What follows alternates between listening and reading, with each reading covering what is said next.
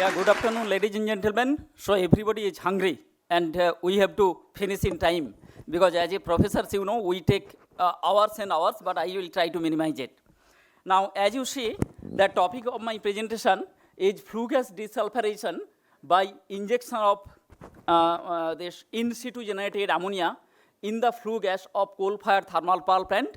So although I kept this topic, but I will discuss some of the wet scrubbing techniques, what I used to work in IIT Kharagpur, so that how flue gas desulphurization is done, I will throw some of the lights.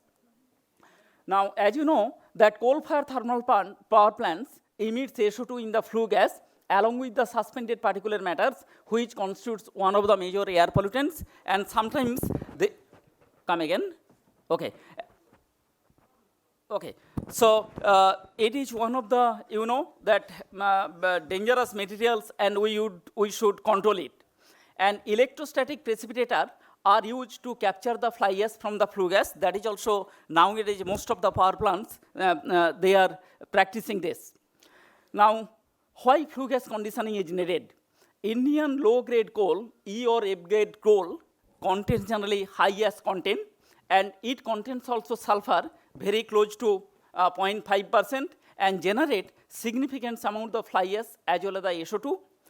Now, whatever the ESP we are using it, due to the higher resistivity of the fly ash and sometimes due to the different variations, it is very difficult to, collect in the ESP. And this is the new emission standards for the SO2. That's why we need the flue gas desulphurization. It is already discussed, so I can skip this slide. Now, if we should see the different type of solutions to meet the requirement, I have given 3 alternate options. One is with the existing electrostatic precipitator to enlarge the surface area. This is the flue gas conditioning, which we will discuss, and to install the new ESP for the, fly ash particles, and this is the relative costs, how that will come. And of course, this second one will be the minimum one out of the 3 technological options. Now, low sulfur coal, that means it is less than 1.5% of the sulfur, and when this is burned, your SO2 or SO3 will be emitted, and different flue gas conditioning agent, these are the typical different agent which we can improve so that dielectric properties of the fly gas can be increased. And by chance, if you are using that SO2 as one of the conditioning agent, then our dual problem will be solved. That means fly ash problem will be solved as well as flue gas desulphurization also will be solved, this problem. So to do that, we generally inject the ammonia. So there are certain disadvantages of certain other agents. That means higher temperature, silica alumina content, high precipitator gas velocities, high armed carbon in the ash. That means loss of ignition, what Professor Bhattacharya also mentioned, and changing the acid dew point.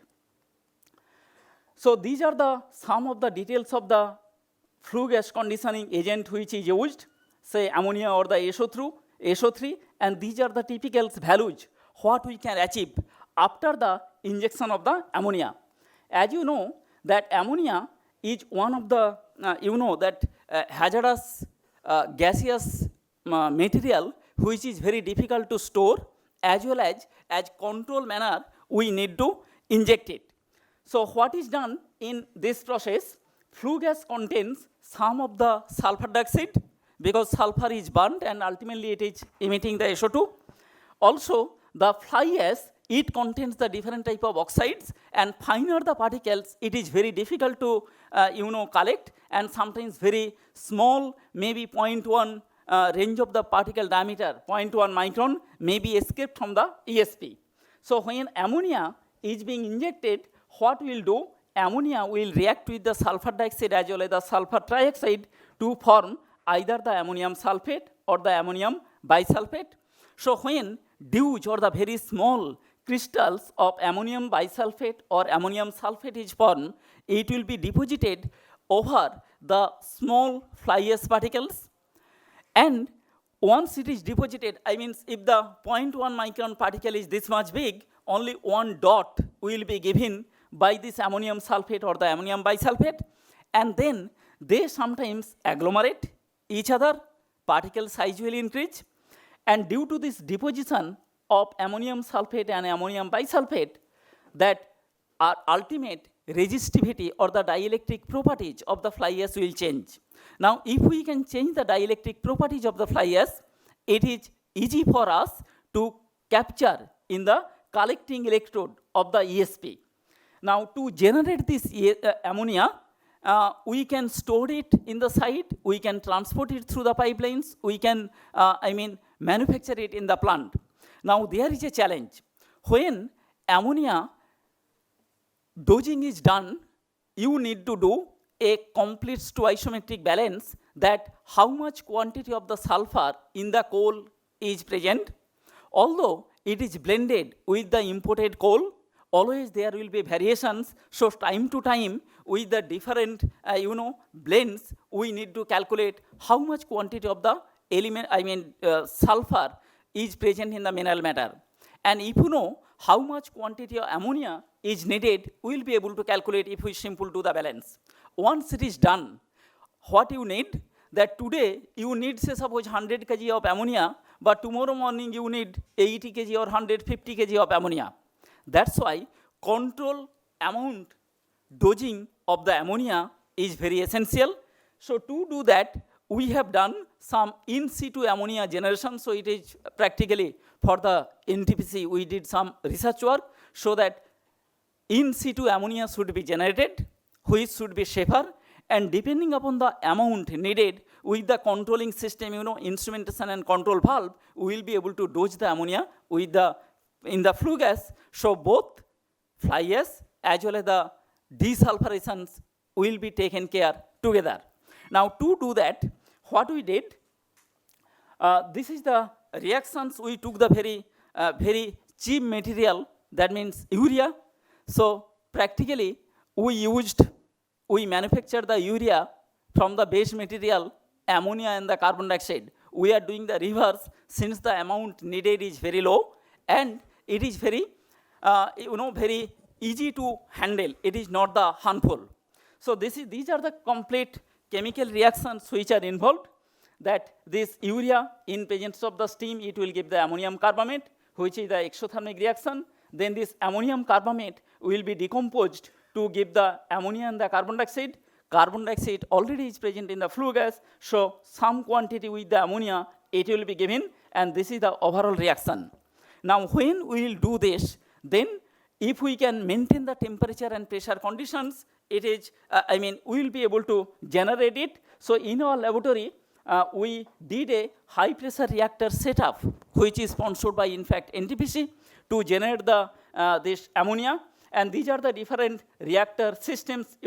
This is the feed tank. Then it is being condensed that ammonia gas, because in the laboratory, when ammonia is generated, it is pungent smell. It is hazardous also. We generally condense it, and we want to store and finally dispose it. But we could practically do the in situ generation of the ammonia, which say suppose if it is not condensed, this gas can be directly fed to the flue gas of the thermal power plant. So this is the photographic view. This is the control panel of the reactor, and this is the main reactor where the different reactions, maybe batch or catalytic reactions is being takes place, and ultimately through the condensers we use it to collect the ammonia which is being generated, just to dispose it off. So these are the some of the reaction kinetics. That means effect of temperature on the conversion to optimize how much ammonia will be generated. So you can see that at the temperature range at 180, you are getting very less conversion.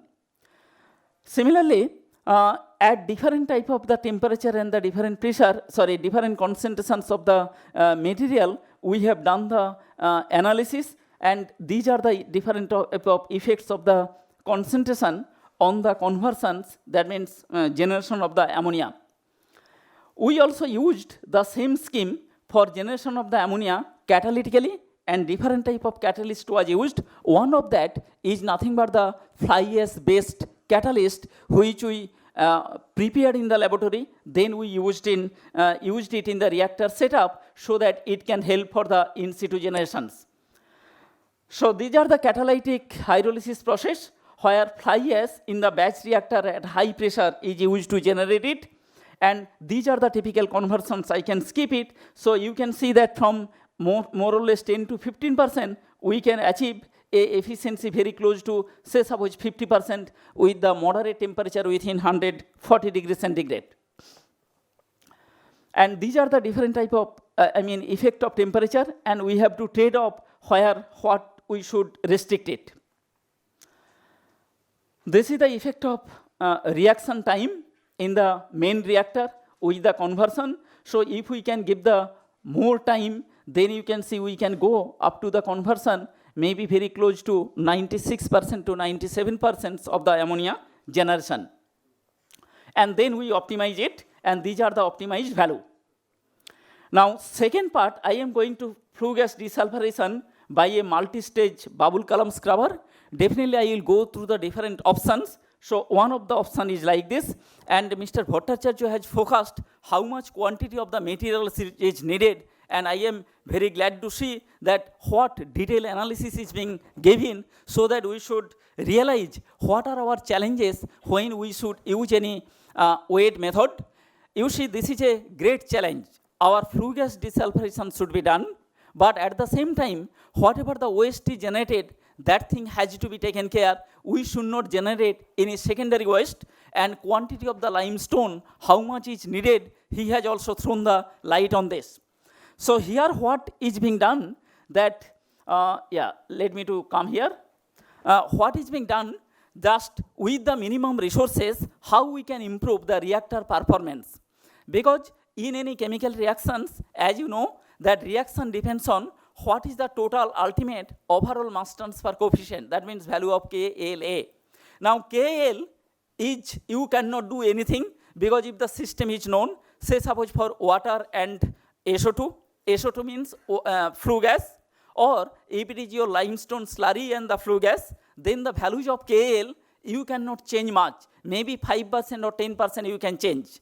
But what we can play it, we can play with the overall interfacial area of the contact. That means what are the total surface area which is available to the mass transfer. So that thing we did it here.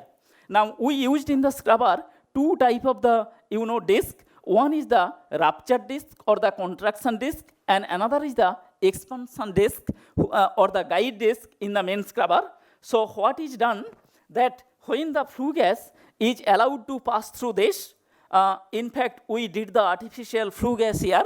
So when the gas is allowed to pass through the spurger in this rupture disc, large bubble, it will break down to the smaller bubble. So if a bubble is very large, you know that from the surface, whatever the SO2 is present, it will directly go to the water phase or the reaction phase.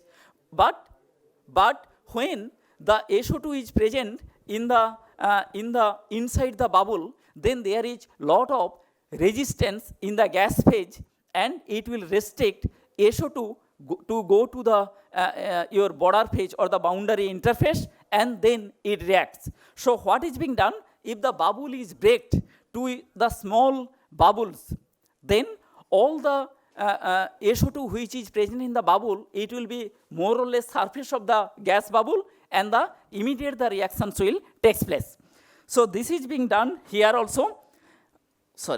Here it is, first is the rupture of the bubble, so that small bubbles is being generated, and your transfer of SO2 to the reaction phase will be very fast. Then again they is combine.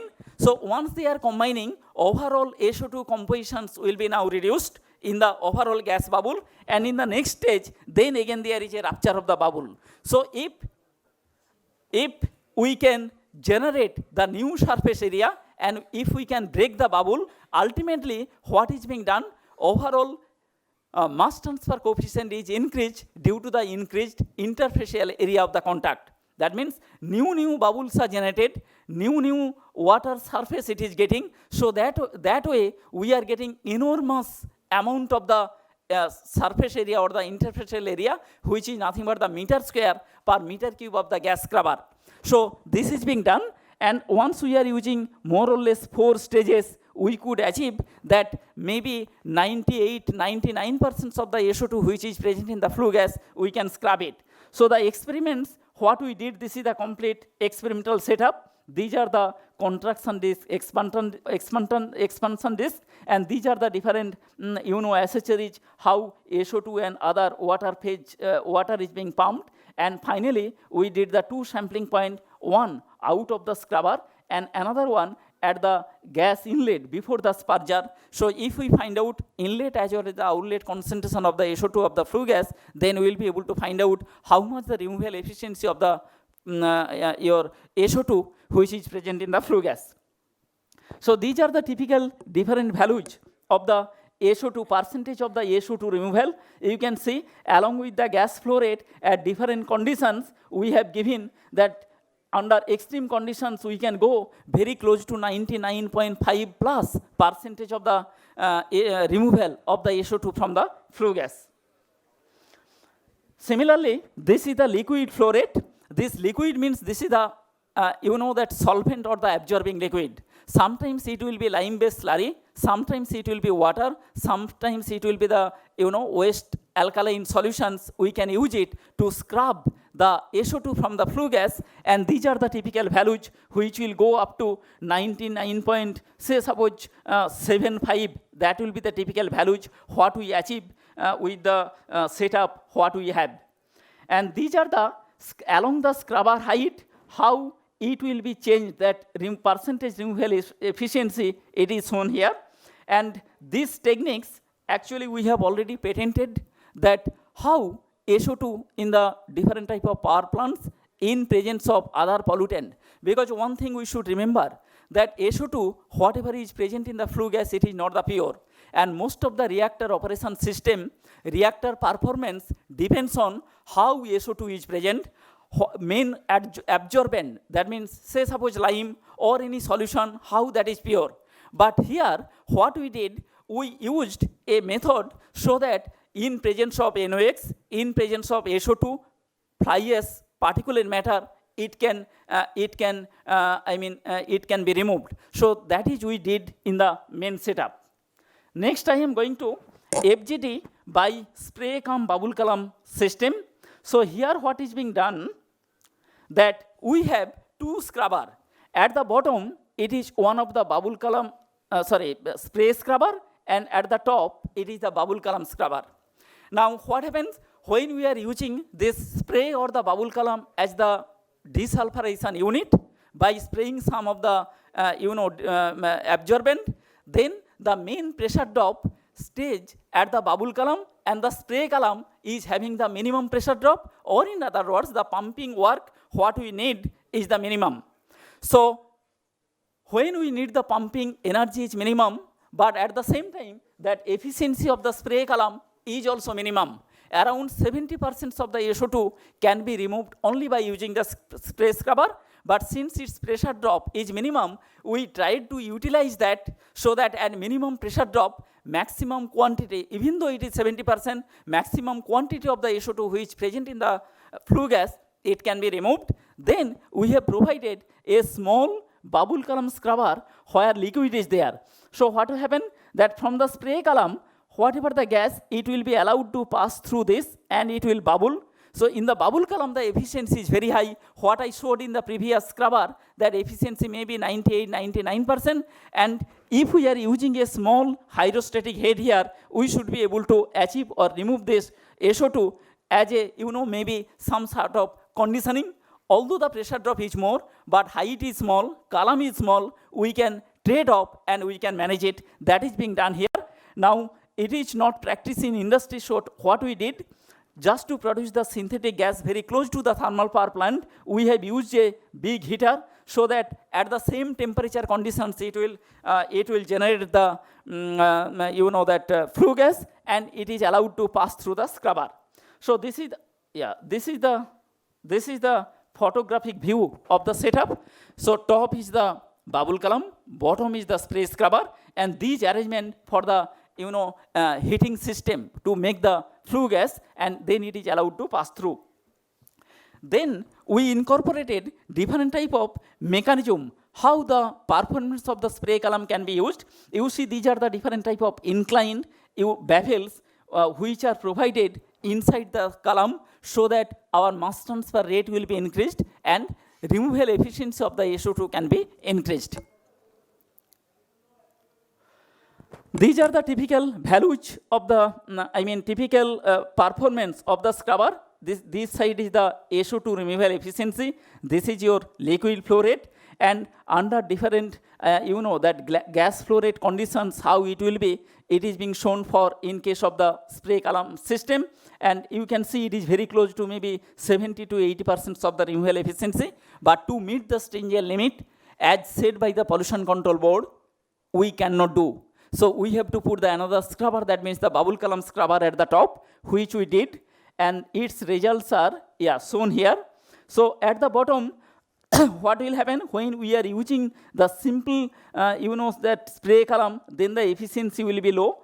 But when that spray column is used, then the efficiency is coming very close to this one. And for spray cum bubble column, that combined one, it will be very close to 98 to 98% efficiency in the both the cases. So which will be able to meet the stringent limits.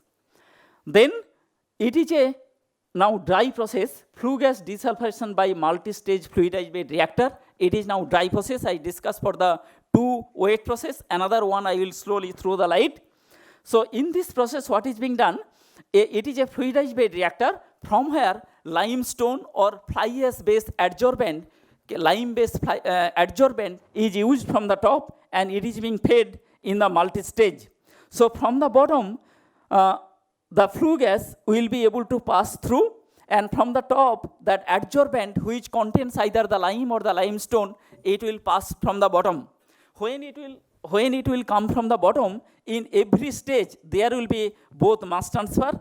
So fresh lime is now reacting with the very less concentration of the SO2. The problem is removing the SO2 at high concentration is not the problem. Problem is when it is the minimum concentration to meet the stringent limit at lower concentration, right? That is the most difficult task. So to do that, we did the completely your counter current one. So exhausted lime, when it will come to here, it is contacted with the fresh flue gas. So whatever the SO2 is present, right, that majority of the SO2 will be reacted with that lime part of the solid adsorbent, and then slowly they will go. Concentration of the SO2 will be reduced, and finally it will be completely conditioned, and removal of the SO2 will be the, that it will be the maximum because fresh lime is coming with the lower concentration.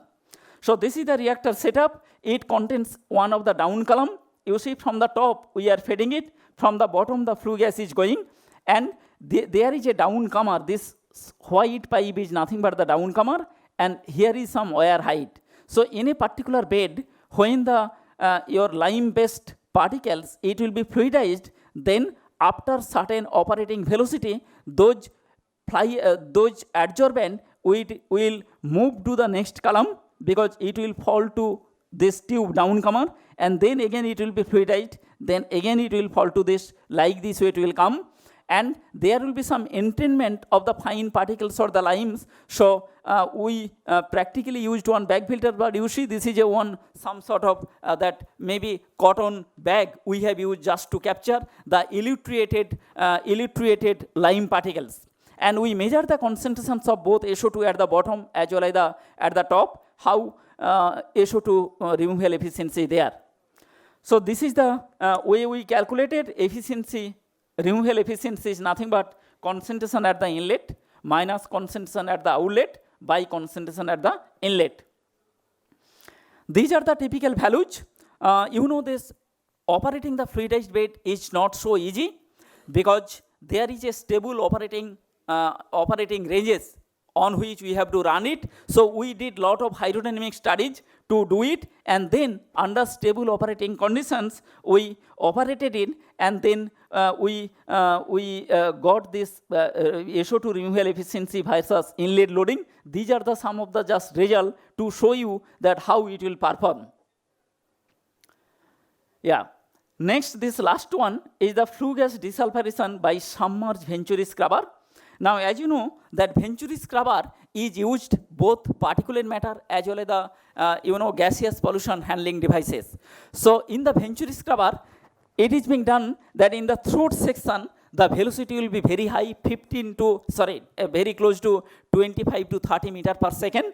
So, when the gas will be allowed to pass through it, then at the throat, there will be lot of, that interaction between the gas as well as the liquid. At small quantity of the absorbing liquid, we will be able to capture both dust particulate matter as well as the gaseous pollutants, because all, another 2 to 3 minutes, so another, what happens, that it will reduce the total mass transfer resistances, and we will be able to capture completely. That concept is used. And in the submerged scrubber, what is being done, that, this is the setup. In submerged condition, what is being done, that entire venturi throat, it will be submerged in the outer column with some water. So when it is being submerged, then when the gas will be coming at very high velocity, that gas will be weighted by the water, SO2 and the fly ash, if any dust is present, it will be going and it will be collected at the bottom. So slurry will be formed, water is remaining there. Only the slurry or the deposited materials we have to take into, take it back, or we have to adjust the pH. Otherwise, if the pH is slowly reducing due to the absorption from the SO2, then your efficiency will be significantly coming down. So once you are treating the water to bring the pH very close to 7, that water can be fed again, and it will be completely in the submerged condition. That can be used for the as a flue gas desulfurizing agent. And what type of the absorption your reagent you can use, it depends on. It may be the simple water, it may be the alkaline solutions of the waste alkaline solution of the NOH or the KOH or the lime. It may be sometimes only lime or the limestone. Those type of the different type of alkaline absorbing liquid you want. What is your target? That thing you have to keep into mind, and accordingly we can select the absorbing liquid. So these are the, values, how we did the sampling, etc. I can skip it. And these are the typical values. We did it for the ECL gas for some other purpose. I have given the values, how it will give the percentage removal. So same thing can be used for the SO2 removal also. That work is under processing. So I am very much thankful to the organizer of this seminar for inviting me and speak some of my work in the field of the flue gas desulfurization. Thank you very much. So if any question is there, there will be afternoon one session. I will be available. I will be available during the lunch break also. I will take the questions. All right. Thank you. Thank you for your kind patience.